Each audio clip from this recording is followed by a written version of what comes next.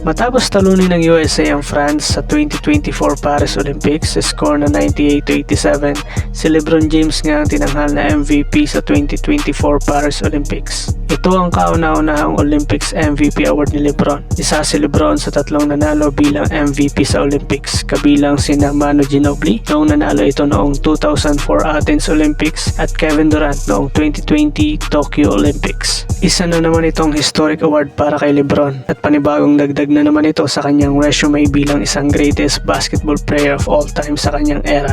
Si Kevin Durant naman matapos manalo ng gold ay naging unang player na may 4 na gold medal sa Olympics na may record na 518 points at siya rin ang kaisa-isang US player na may record na 400 points pataas sa Olympics at pangwalo siya sa ranking sa buong mundo.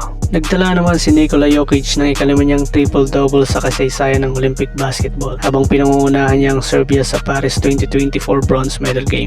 Nakuha ni Joker ang kanyang triple-double kontra Germany na may score na 19 points, 12 rebounds at 11 assists para tulungan ang Serbia na makuha ang unang medalya mula pa nung manalo ito ng silver sa Rio de Janeiro Olympics noong 2016. Itinala ni Nikola Jokic ang ikalima niyang triple-double at ika-4 lamang na manlalaro na nakagawa nito sa Olympic Games. Si Jason Tatum naman ay nakapagtala ng bagong history sa kanyang basketball career bilang isa sa tanging mga NBA players na nanalo ng NBA Championship, Olympic Gold Medal at maselect bilang All-NBA First Team sa parehong taon. Sinamahan niya ang mga NBA legend na sina Michael Jordan noong 1992 at LeBron James noong 2012.